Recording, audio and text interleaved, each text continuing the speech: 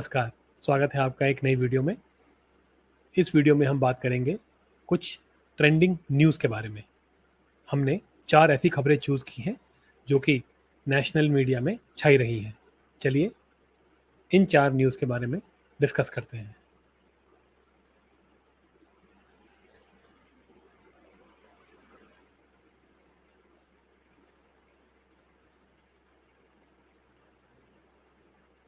सबसे पहली न्यूज़ रहेगी Sonia rights editorial in the Hindu.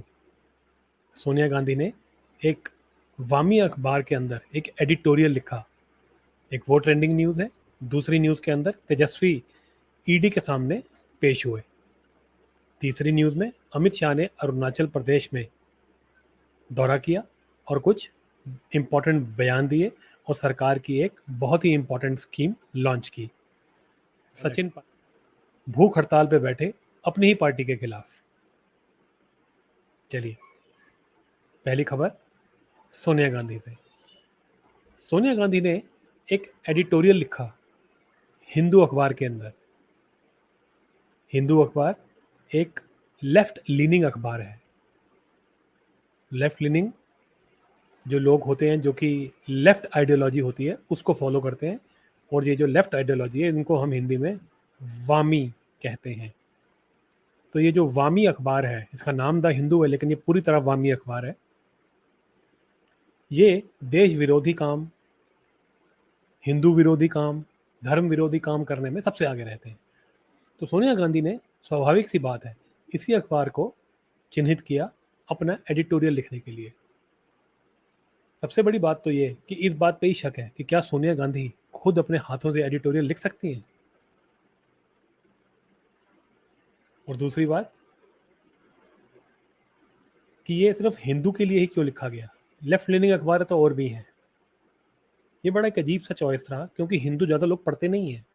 वो बात और है कि ये न्यूज़ में बना रहता है लेकिन ज़्यादा लोग इसको पढ़ते नहीं है। इसको ज़बरदस्ती बेचा जाता है ये बता बता के कि आपकी अगर एमबीए की तैयारी है, आईएएस की तैयारी है, कुछ कॉम्पिटिटिव एग्ज़ाम्स की तैयारी है तो आप हिंदू पढ़िए। तो सारे बच्चों को ये ज़बरदस्ती पढ़ाया जाता है। उसके बावजूद भी ये इतना नहीं बिकता। लेकिन सोनिया गांधी ने इस अखबार के अंदर अपना लेख लिखने का फैसला किया। पहली बात, जब मैंने इस अखबार की वेबसाइट को खोला तो ये जो एडिटोरियल सोनिया गांधी ने लिखा था ये सिर्फ आप पैसे दे के ही पढ़ सकते हैं। ये मतलब फ्री के लिए पढ़ने के लिए भी नहीं था। मुझे तो बहुत हैरानी हुई कि अगर सोनिया गांधी की इतना इम्पोर्टेंट मैसेज देना चाहती हैं इस देश को तो कम से कम ऐसी एक किसी जानी मानी अखबार में जो ज़्यादा पढ़ा जाता हो उसमें लिखती, और उसके बाद अगर लिखना ही था तो एटलीस्ट ऐसी अखबार में लिखती जो कि उसको फ्री पे इंटरनेट पे दिखाती। अब तक ये अखबार इसको छापी नहीं रही है फ्री के अंदर इंटरनेट के ऊपर।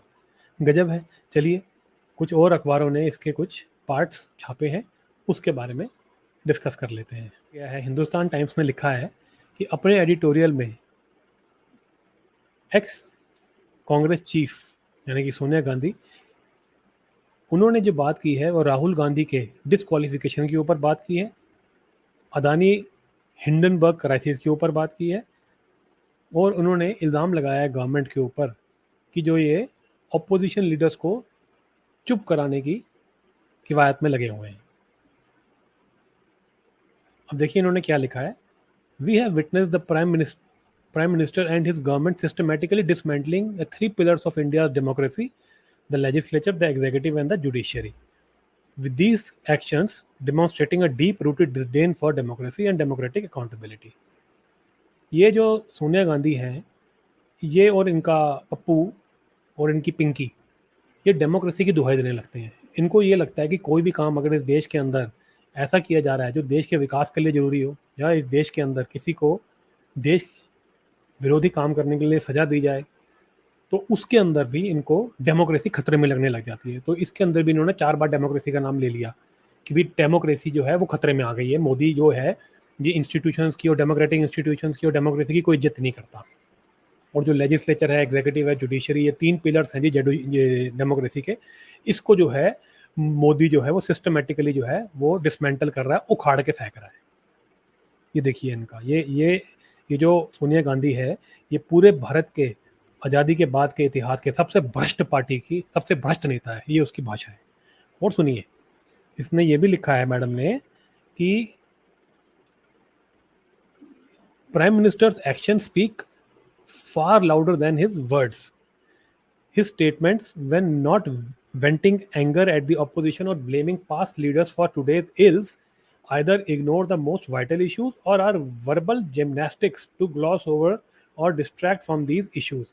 एक तो ये इतनी अच्छी इंग्लिश लिखी है, मुझे तो शक होता है कि ये अनपढ़, जो असली में अनपढ़ है सोनिया गांधी, जिसने आज तक अपनी डिग्री का पूरा हवाला नहीं दिया, कभी प्रूफ नहीं दिया, वो ये लिख भी सकती है इतना कि नहीं लिख सकती। ऐसा नहीं है कि इंग्लिश जो लिख सके बस वही पढ़ा लिखा होता, लेकिन क्योंकि ये तो इटालियन है और ये तो बाहर बहुत मतलब इनको तो इंटरनेशनल एक्सपीरियंस है सोनिया गांधी जी को, तो बाहर भी काफ़ी रही हैं ये, तो मैं तो एक्सपेक्ट करता हूँ कि इनको इंग्लिश आती होगी, लेकिन कभी इन्होंने डिग्री नहीं दिखाई, तो पता नहीं इतनी इंग्लिश ये लिख सकती हैं कि नहीं, या किसी और से लिखवाया है पता नहीं। लेकिन इन्होंने यहाँ लिखा है कि जी ये जो मोदी है ये बोलता कुछ है करता कुछ है, और ये अपनी खुंदस निकाल रहा है अपोजिशन के लीडर्स पे, और ये कहता है कि जी जो पुरानी गलतियां हैं वो जो है आज की जितनी भी परेशानियां उसकी जिम्मेदार हैं, समझ रहे हैं, जबकि मोदी ऐसा बिल्कुल नहीं करते। मोदी जो है एज अ लीडर वो पुरानी बातों को लेकर के ज़्यादा ढिंडोरा नहीं पीटते, वो तो जब इनके ये जो कांग्रेस के चट्टे बट्टे हैं जो ना खुद कुछ करते हैं ना देश को कुछ करने देते हैं, जिन्होंने इस देश को 70 साल सिर्फ लूटा खसूटा और आगे नहीं बढ़ने दिया, जब ये ज़्यादा बकवास करते हैं तो मोदी इनका जवाब देने के लिए इनके पुराने कुकर्म इनको याद दिलाते हैं। तो ऐसा नहीं है कि वो आज की परेशानियों के लिए इनको जिम्मेवार ठहराते हैं, ऐसा नहीं है, मोदी ऐसा नहीं करते। बीजेपी ऐसा जरूर कभी कभी करती है, लेकिन मोदी ऐसा कभी भी नहीं करते। ये कह रहे हैं मोदी जी जो हैं ये बहुत बड़े जो मेन इश्यूज हैं उनको इग्नोर कर रहे हैं। ठीक है जी, अब देखिए ये आगे लिख रही हैं कि कांग्रेस लीडर, जो सीनियर कांग्रेस लीडर हैं, उनको डिस्क्वालीफाई करने की वजह से जो मेंबर ऑफ पार्लियामेंट थे उनको हटा दिया गया, बहुत जल्दी से हटा दिया गया, इसके ऊपर वो बीजेपी को अटैक कर रही है। पहली बात तो अपने बेटा जो है इनका पप्पू, उसका नाम ही नहीं ले रही, सीनियर कांग्रेस लीडर बोल रही है और कह रही है उनको जो हटाया गया है पार्लियामेंट से वो बहुत जल्दी से हटाया गया और ये बीजेपी को उसके लिए खरी खोटी सुना रही है। भाई तुम्हारा पप्पू जो है उसने खुद बकवास करी थी एक समाज के खिलाफ, एक एक पर्टिकुलर जाति के खिलाफ, एक कास्ट के खिलाफ उसने बकवास करी थी। अब उस जाति के लोगों ने जाकर के कोर्ट में केस कर दिया और पप्पू हीरो बनने के लिए वहां पर जो है माफ़ी नहीं मांगा, तो वो डिस्क्वालीफाई हो गया। उसके बाद अगर किसी को किसी केस के अंदर सजा हो जाती है, जो कि पप्पू को 2 साल की हो चुकी है, उसके बाद उसको पार्लियामेंट में नहीं रहने दिया जा सकता। ये तो और लोगों के साथ भी लागू होता है। तो तुम क्या इस देश के लॉ से बड़े हो? तुम क्या चाहते हो, मतलब पप्पू कुछ भी करे? और ये बीजेपी ने नहीं किया, पहली बात इस देश के इंस्टीट्यूशंस को नहीं किया है, जिनको तुम कह रही हो कि मोदी उखाड़ के फेंक रहा है, वो इंस्टीट्यूशन बिल्कुल ठीक से काम कर रहे हैं। उसी का नतीजा है कि पप्पू को डिस्क्वालीफाई कर दिया गया, तो तुम झूठ मत बोलो। उसके बाद ये देखिए और जी क्या लिख रही है मैडम, हाँ जी ये पढ़िए। The former chief also hit out at the BJP for its alleged misuse of central investigative agencies like CBI and Enforcement Directorate to target political rivals and harass them into silence or submission, a claim made by other opposition leaders too. ये कह रही है कि जब मोदी जो है ये CBI और ईडी का इस्तेमाल करके अपने पॉलिटिकल प्रतिद्वंदियों के ऊपर कार्रवाई कर रही है और उनको हरास कर रही है ताकि वो चुप हो जाए। तुम लोग इतने निकम्मे हो कि पूरा पार्लियामेंट का सेशन निकल गया और तुम लोग अदानी और हिंडनबर्ग की फर्जी रिपोर्ट के ऊपर और फर्जी मुद्दों के ऊपर समय खराब करते रहे देश का। तुम कह रहे हो कि मोदी ने तुम्हें चुप कराया है, तुमने खुद अपने मुंह बंद कर रखे हैं। बेवकूफ़ो, पार्लियामेंट होता किस लिए? तुमको अपने क्यों भेजा पार्लियामेंट में कि तुम जा करके 4 सवाल पूछते सरकार से? मोदी सरकार की तुमने जो भी नीतियां हैं, जो भी उन्होंने पार्लियामेंट के अंदर बिल पास किए या जो भी उन्होंने पार्लियामेंट के अंदर कार्य किया, क्या तुमने उसके ऊपर सवाल उठाए? तुम तो बाहर ये अदानी और ये बेकार के इश्यूज उठा करके बैठे हो। हिंडनबर्ग तो अपनी खुद की कंट्री के अंदर जूते खा रहा है, उसकी वजह से तुम हमारे यहाँ पार्लियामेंट में समय खराब करते हो। तुम्हें मोदी से सवाल पूछने चाहिए थे, बीजेपी से सवाल पूछने चाहिए थे, नीतियों के ऊपर सवाल पूछने चाहिए थे, तुमने नहीं पूछे। और आज इसका जो तुम ये लिख करके अखबार के अंदर मोदी पे इल्जाम लगा रहे हो कि मोदी चुप करा रहा है, तुम बोले ही नहीं पार्लियामेंट के अंदर। बकारो, झूठी औरत। Over 95% of political cases against the opposition parties and cases against those who joined the BJP miraculously evaporating. The misuse of laws meant for national security against journalists, activists, reputed think tanks and has been unprecedented. फिर झूठ, 95% जो political cases हैं वो opposition parties के ऊपर हैं, और जो एक केस है उनसे हटा लिए जाते हैं जो बीजेपी को ज्वाइन कर लेते हैं। ये इन्होंने इनके ऊपर इल्ज़ाम लगाया है। तो भैया तुम भी तो यही करते थे जब तुम अपनी पावर के अंदर थे। तुम्हारी पार्टी के लोगों पे कहाँ कोई केसेस चलते थे, तुम तो बड़े बड़े केसेस में तो छूट जाते थे। तो अगर बीजेपी कर रही है तो उसमें क्या गलत कर रही है तुम्हारे साथ, और हमें क्या लेना देना कि बीजेपी तुम्हारे साथ क्या कर रही है। बीजेपी तुम्हारा कुछ भी करे, हमारा लेना देना क्या है। हमारे को चाहिए देश का विकास, हमें चाहिए अपना विकास, हमें चाहिए धार्मिक भारत। वो हो रहा है, हमें क्या लेना देना मोदी तुम्हारे साथ क्या करता है, क्योंकि तुम भी उसके साथ करते थे। तुमने मोदी और अमित शाह को तुमने रगड़ा हुआ है, तो वो बदला ले रहे हैं। जाओ अपनी खुन्नस उनके साथ निकालो। हमारे यहाँ पर्सनल बातें हमको क्यों बता रहे हो, हमें क्या लेना देना तुम्हारी पर्सनल बातों से। उसके बाद ये मिस यूज कर रहे हैं जी नेशनल सिक्योरिटी के लॉज को जर्नलिस्ट के खिलाफ, एक्टिविस्ट के खिलाफ। ये जितने भी जर्नलिस्ट, एक्टिविस्ट और ये रिप्यूटेड थिंक टैंक की बातें कर रही हैं, ये सब एंटी इंडिया है। जो एनजीओ का गैंग जो आप चलाती रही हैं, उनके लोग पकड़े गए हैं। और जिन जर्नलिस्ट की आप बात कर रही हैं, ये सब खिराती हैं। इनकी नौकरियां अपने आप चली गई क्योंकि देश ने इनको देखना ही बंद कर दिया। तो अब ये यूट्यूब पे बैठ कर तुम्हारी नौकरी चाकरी कर रहे हैं। तो इनके लिए हमको क्यों जिम्मेवार ठहरा रहे हो, इनके लिए मोदी को क्यों जिम्मेदार ठहरा रहे हो। देश ने मोदी को वोट किया है तो आप इनडायरेक्टली देश को जिम्मेवार ठहरा रहे हैं। भाई तुम्हारे खलियर हैं, तुम्हारे खैराती हैं, जाओ खैरात बांटो, हमारा क्या लेना देना इनसे।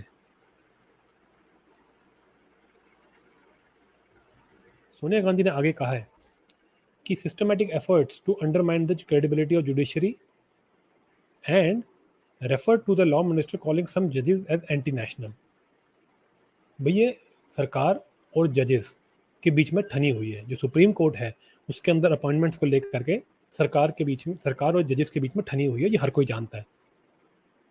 तो ये एक देश, सोनिया गांधी ने आगे इल्ज़ाम लगाया है कि ये जुडिशरी को अंडरमाइन कर रहे हैं और लॉ मिनिस्टर जो है वो कुछ जजेस को एंटी नेशनल कह रहे हैं। भाई पहली बात, ये जग जाहिर है कि मोदी सरकार और सुप्रीम कोर्ट के बीच में एक, जिसे कहते हैं गर्मा गर्मी बनी हुई है। वो है जजेस की अपॉइंटमेंट को लेकर के, जो कि एक बिल्कुल सही पॉइंट है जो मोदी सरकार कह रही है कि आप एक डेमोक्रेटिक कंट्री के अंदर एक नॉन डेमोक्रेटिक तरीके से एक दूसरे को अपॉइंट नहीं कर सकते। तो तुम उसको जस्टिफाई कर रही हो। ये देश का चुना हुआ प्रधानमंत्री है और ये जो कर रहा है देश के सामने कर रहा है। अगर देश को ये बात पसंद नहीं होगी तो देश उसको 2024 में हरा देगी। देखते हैं क्या होता है 2024 में, कांग्रेस को कितनी सीटें आती हैं और बीजेपी को कितनी सीटें आती हैं, पता लग जाएगा। तो जी ये तो मैंने आपके साथ बात करी जो मोटा मोटा इन्होंने अपने लेटर के अंदर लिखा। इन्होंने आखिर में ये भी लिखा है कि फाइनेंस मिनिस्टर निर्मला सीतारमन जो है वो चुप हैं क्योंकि लोग जो हैं अपनी दिनचर्या जो है जो डेली की कमोडिटीज़ हैं उनको खरीद नहीं पा रहे, और जो यूथ है वो अनएम्प्लॉयड है। ये इनको आखिरी में 2 लाइनों के लिए याद आया। बाकी सारा टाइम तो ये अपने मोदी को इसीलिए मतलब हड़काती रही कि हमारे ऊपर केस क्यों कर रहे हो, मतलब हमें चोरी करने की पूरी आज़ादी दो। बाकी आखिर में एक लाइन में लिख दिया कि देश के बारे में भी कुछ सोचा करो। ये तो तुमने एक लाइन में लिखा है ना कि देश के अंदर चीज़ें महंगी हो गई हैं और जो यूथ है उसके पास अनएम्प्लॉयमेंट है, इसका तुम रियल डेटा निकाल के लाते और मोदी सरकार के कपड़े फाड़ते, तब हम मानते कि तुम लीडर हो, इस देश के बारे में तुम कुछ सोचते ही हो। तुम्हारे इस लेटर से ही पता लग जाता है कि तुम देश के बारे में कितना सोचते हो। पूरे लेटर में इस देश के उस यूथ के बारे में तुमने 5% भी नहीं लिखा। ये है तुम्हारी औकात, ये है तुम्हारे लेटर की औकात। अब मैं आपको ये बता दूं कि ये जो लेटर है ये बुरी तरह फेल हो गया। इसकी लोगों के अंदर, ना ही पॉलिटिकल पार्टीज़ के अंदर कोई भी ट्रैक्शन आई, और ये जिस लायक था इसको वही ट्रीटमेंट मिला। अभी भी हिंदू की साइड पे आप ये मेन लेटर आज भी नहीं पढ़ सकते। बहुत बढ़िया, अच्छा है, ऐसे ही रहना चाहिए। अगली खबर की तरफ बढ़ते हैं। लीजिए ये आया जी अगली खबर, तेजस्वी अपीयर्स बिफोर ईडी। ये लालू का लाल, नवी फेल। ये पहले ईडी के पास ही नहीं जा रहा था। अभी अभी पिताजी बने हैं लेकिन ये ईडी के पास नहीं जाना चाहते। ईडी इनको बुला रही है पूछताछ के लिए लैंड फॉर जॉब स्कैम्स के अंदर। इस लैंड फॉर जॉब स्कैम के अंदर इन्होंने क्या किया, इन महाशय ने, इनके पिताजी ने, कि वो क्या करते थे, लोगों को जॉब देने के बदले में उनसे उनकी ज़मीन रखवा लेते थे। ये इतने बड़े महाशय हैं, ये इतनी बड़ी गुंडई थी इनकी बिहार के अंदर। तो ये इन्होंने ये सब कुकर्म किया है। अब उसके ऊपर जब जांच हो रही है तो मोदी चोर है। मोदी हमारे से जो है वो बदले की कार्रवाई कर रहा है। भाई मोदी क्या कर रहा है, केस तो पुराने हैं, पुराने लोगों ने डाले हुए हैं। मोदी तो कुछ भी नहीं कर रहा है इसके अंदर, तुम फंस गए हो और तुम पूछताछ के लिए भी नहीं आते। अब लेकिन ये 2 दिन पहले पेश हो गए और सुनने में ये आ रहा है कि अंदर इनकी ज़रा इनसे ऐसे-ऐसे सवाल पूछे गए कि इनके पास जवाब नहीं था, इनके होश से उड़ रहे थे। ये थोड़ा परेशान से लग रहे थे। खबरें तो ये आ रही हैं। अब मैं आपको बताता हूँ कि इसके बारे में रिपोर्ट क्या आई है। अब ये पढ़िए। सीबीआई के बाद ईडी ने भी तेजस्वी यादव पर पूरी तरह शिकंजा कस लिया है। उन्हें मनी लॉन्ड्रिंग केस में आरोपी बनाकर जांच की जा रही है। ऐसे में डिप्टी सीएम की मुश्किलें और बढ़ सकती हैं। लीजिए जी, सुन लीजिए। लैंड फॉर जॉब मामले में बिहार के डिप्टी सीएम तेजस्वी यादव अब गंभीर मुश्किल में पड़ गए हैं। प्रवर्तन निदेशालय यानी कि ईडी ने सीबीआई की एफआईआर के आधार पर मनी लॉन्ड्रिंग कानून के तहत अलग से मामला दर्ज किया। इसमें तेजस्वी यादव को आरोपी बनाया गया। इसके बाद उन्हें मंगलवार को पूछताछ के लिए दिल्ली बुलाया। ईडी ने तेजस्वी से करीब 9 घंटे तक पूछताछ की। इस दौरान उनसे आमदनी और परिवार की संपत्ति से जुड़े सवाल पूछे गए। लीजिए जी। रेलवे में कथित जमीन के बदले नौकरी घोटाले में सीबीआई की दर्ज एफआईआर में तेजस्वी यादव पहले से ही आरोपी हैं। बीते 25 मार्च को सीबीआई ने भी उनसे करीब 8 घंटे तक पूछताछ की। हालांकि सीबीआई द्वारा कोर्ट में दी गई चार्जशीट में तेजस्वी का नाम नहीं है। केंद्रीय जांच एजेंसी इसी महीने सप्लीमेंट्री चार्जशीट दायर करने वाली है, जिसमें तेजस्वी को भी आरोपी बनाया जा सकता है। दूसरी ओर ईडी ने भी तेजस्वी यादव की पूरी तरह शिकंजा कस लिया है। उन्हें मनी लॉन्ड्रिंग केस में आरोपी बनाकर जांच की जा रही है। ऐसे में डिप्टी सीएम की मुश्किलें और बढ़ सकती हैं। लीजिए जी, ये है जी आपके तेजस्वी यादव को लेकर के पूरी रिपोर्ट, जो कि हिंदुस्तान में छपी है और ये हिंदुस्तान की वेबसाइट से मैंने आपको पढ़ के बताया। अब ये जो लालू का लाल है, ये जब इसके ऊपर पिछली बार छापा पड़ा था तो पता लगा ये दिल्ली में ही बैठा है। छापा पड़ा था इसके घर के ऊपर। जब घर में घुसे तो ये अपने लालू पापा के साथ बैठा हुआ था और अंदर बैठ के जब ईडी के लोग अंदर घुसे तो उनके होश ही उड़ गए कि इतना आलीशान घर, और ये ऐसे बनाया हुआ जैसे फोटोएं वोटोएं लगी हुई, जैसे इनका खुद का रोज का आना जाना उस घर के अंदर है, जैसे एक आम घर होता है। पूछने में पता लगा जी कि ये जो घर है इनको सिर्फ 4 लाख रुपए में मिल गया। दिल्ली की सबसे प्राइम लोकेशन के अंदर घर इनको सिर्फ 4 लाख रुपए में मिला है। और ये कहा जा रहा है कि ये जो घर इन्होंने खरीदा ये उसी पैसे से खरीदा जो कि इन्होंने लैंड फॉर जॉब स्कैम से लूटा हुआ है लोगों का। उस घर की कीमत 150 करोड़ है, इन्होंने सिर्फ 4 लाख में खरीदा है। तो अब जो है इनकी पूरी जांच जो है वो शायद कर ली गई है या ज़्यादातर जांच हो चुकी है। तो उसके अंदर ये पूरी तरह पकड़े जा चुके हैं, इसलिए ये बार बार उनके बुलाने पर भी पहुंच नहीं रहे थे। तो सीबीआई ने तो इनको घेर ही लिया, अब ईडी भी इनको पूरी तरह घेर लेगी। ये दूसरी बार गए हैं, संभवतः अगली बार इनको अरेस्ट कर लिया जाएगा। तो ये अटकलें पूरी तरह गर्म है कि तेजस्वी यादव जो है लालू का लाल तिहाड़ पहुंचने वाला है। वो लालू जो है वो तो वैसे भी थोड़े दिन के लिए बाहर है, तो फिर पहुंच जाएंगे जेल में। तो लालू और लालू का लाल दोनों जेल में, और संभवतः अगला बिहार का इलेक्शन ये जेल से ही लड़ेंगे। हो सकता है अंदर केजरीवाल भी इनको मिल जाए, वो तो आजकल बड़ा घूम रहा है इनके साथ साथ। हो सकता है अंदर वो भी मिले इनको, हो सकता है और भी बड़े बड़े नेता अंदर इनको मिल जाएं, तो अंदर खूब मिल बैठेंगे कुछ यार और पूरा जश्न मनेगा अंदर, पूरी पार्टी होगी। चलिए तीसरी खबर की तरफ चलते हैं। अमित शाह विजिट्स अरुणाचल प्रदेश। अमित शाह जी अरुणाचल प्रदेश के दौरे पे थे और उन्होंने वहां जा करके वाइब्रेंट विलेजेस प्रोग्राम को लॉन्च कर दिया। ये प्रोग्राम बताया जा रहा है कि मोदी जी के सोच से आया है और इस प्रोग्राम के अंदर नॉर्थ ईस्ट के जो बॉर्डर के जो विलेजेस हैं उनको पूरे देश के साथ जोड़ने का प्रयास किया जा रहा है। उनके कल्चर को, उनके खाने पीने को और उनके डांस को, उनके हैंडीक्राफ्ट्स वगैरह को बाकी देश को उसके बारे में बताया जाए, उसके साथ रूबरू कराया जाए। इस तरह की इनिशिएटिव ली जा रही है इस प्रोग्राम के अंदर। और मैं आपको थोड़ा सा बताता हूँ कि जो मीडिया में इसके बारे में आया है कि under the leadership of prime minister Narendra Modi the government of India has approved the VVP यानी कि vibrant villages programme with central components of rupees 4800 crores including rupees 2500 crore exclusively for road connectivity for financial year 2023 to 25-26। तो ये कह रहे हैं कि जी prime minister Modi जो है इसको चला रहे हैं इस प्रोग्राम को, और उन्होंने गवर्नमेंट ऑफ इंडिया ने इसके प्रोग्राम के लिए 4800 करोड़ रुपया अलॉट किया है, जिसमें से कि 2500 करोड़ सिर्फ रोड से कनेक्टिविटी के लिए 2022-23 से लेकर के 26 तक 2500 करोड़ रुपया भारत सरकार लगाएगी। यानी कि 4 साल के लिए 2500 करोड़ रुपया भारत खर्च कर देगा इन बॉर्डर एरियाज को जोड़ने के लिए, रोड कनेक्टिविटी देने के लिए। तो ये बेसिकली क्या है, मैं आपको इसके पीछे की कहानी बता देता हूँ। क्या है, चाइना जो है एक बहुत ही, जिसे कहते हैं ना, एक दुष्ट मुल्क है। चाइना की जो लीडरशिप है वो पूरी तरह कम्युनिस्ट है, और वो अपने लोगों को ही नहीं पूरी दुनिया को प्रताड़ित कर रही है। उनका जो है मकसद यही है कि पूरी दुनिया पे चाइना राज करे। चाइना के जितनी कंट्रीज़ के साथ बॉर्डर लगते हैं उनसे ज़्यादा कंट्रीज़ के साथ उनकी ज़मीनों को लेकर के लड़ाई है। हमारे देश के साथ अरुणाचल प्रदेश को वो अपना भाग बताता है, अपना पार्ट बताता है, और इसके लिए वो उसने अभी अभी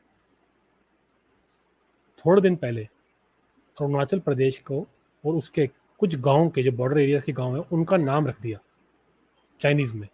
वो कहने लगा, ऐसे दिखाने लगा कि जैसे वे उनका पार्ट है। तो उसके जवाब में अमित शाह गए थे और उन्होंने जा करके ये वाइब्रेंट विलेजेस प्रोग्राम लॉन्च किया है कि तुम अगर ये सोच रहे हो कि ये जो बॉर्डर के जो एरियाज़ हैं तुम इनको घेर लोगे, चाइना उनको मतलब घेर लेगा और उनको इंडिया से अलग कर देगा, तो ये तुम भूल जाओ। हम इनको पूरे भारत के साथ जोड़ेंगे, 2500 करोड़ रुपया लगाएंगे कनेक्टिविटी के अंदर, और 4800 करोड़ का टोटल प्रोग्राम है सिर्फ इनको पूरे भारत के साथ जोड़ने के लिए और इनको भारत का एक सशक्त हिस्सा बनाने के लिए। तो चाइना को ये मैसेज दिया गया है कि तुम भूल जाओ, अब तुम सपनों में ही रहो। तो ये बहुत ही अच्छा कदम है। प्राइम मिनिस्टर मोदी ने ये थप्पड़ मारा है चाइना को और चाइना के दलालों को जो कि देश के अंदर घूम रहे हैं। तो यही थे आज के 4 ट्रेंडिंग न्यूज़। मैं आशा करता हूँ कि आपको ये वीडियो पसंद आया होगा। अगर आपको पसंद आया हो तो लाइक, शेयर और सब्सक्राइब ज़रूर करें, और अपने विचार नीचे कमेंट बॉक्स में ज़रूर दें। आप हमें यूट्यूब, फेसबुक, ट्विटर और इंस्टाग्राम पर अकर्मा एक्शन नाम से सर्च कर सकते हैं। मिलते हैं अगली वीडियो में। मैं नितिन, अकर्मा से।